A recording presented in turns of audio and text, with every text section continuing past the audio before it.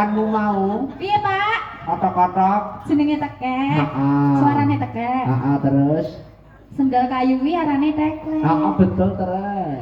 Terus pohon garing kuwi jenenge gaplek. Gaplek. Wong wedok metu bengi kuwi jenenge betah melek. Betah melek, Pak. Bukan. Sinden ngeten iki kan betah melek. Heeh, iki ya klebu betah melek. Ayo. Ya ya. Tenan iki. Ya. Ya. Nunu nana. Nuna nuna nuna nana nu. Ning pinggir sumur nandur bayam warga jabukan makmur atine ayam tentrem ayam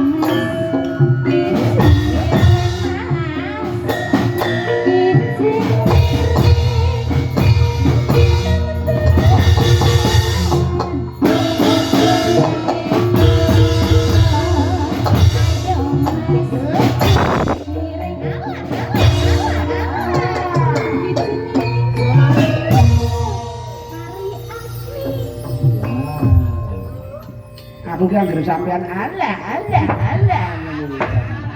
Jolali neh, jolali. Kaya ngene.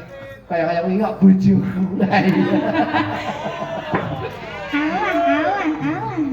Ngono kuwi, bojomu ya kok ngono kae kuwi. Heeh. Bojomu Hirmanto kae lho. Ora gur bojoku. Alah, Rudi tak giang. Ojo, Rudi mbok ngonoke sesuk malah pegatane. Gak, kita besti. Baceke. Besti piye? Rudi ora gagas kanca kok besti. Ojo mbok anggap besti kae iki medeni ya iki. Ora. Yo, masuk. Brenulang dilancipin nadyan kurung wis nyicipin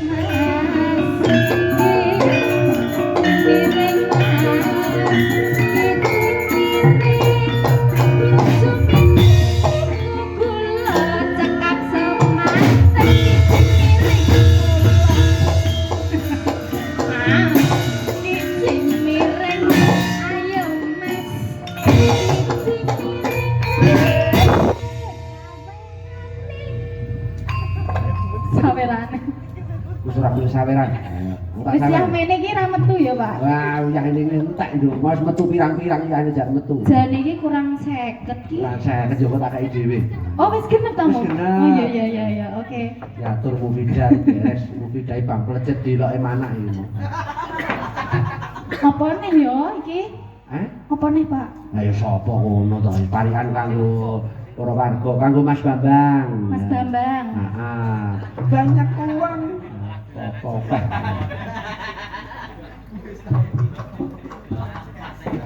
Nungguin ya. Oh. Aku tidak ada inspirasi apa ya? Ngono kan iso.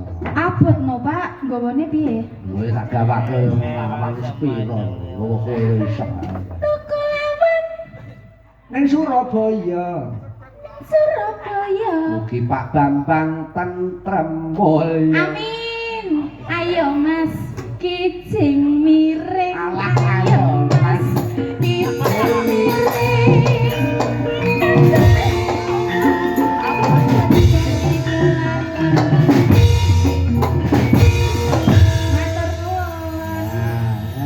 Dan tujune tak warai tesane tak warai ora iso mandeg. Bar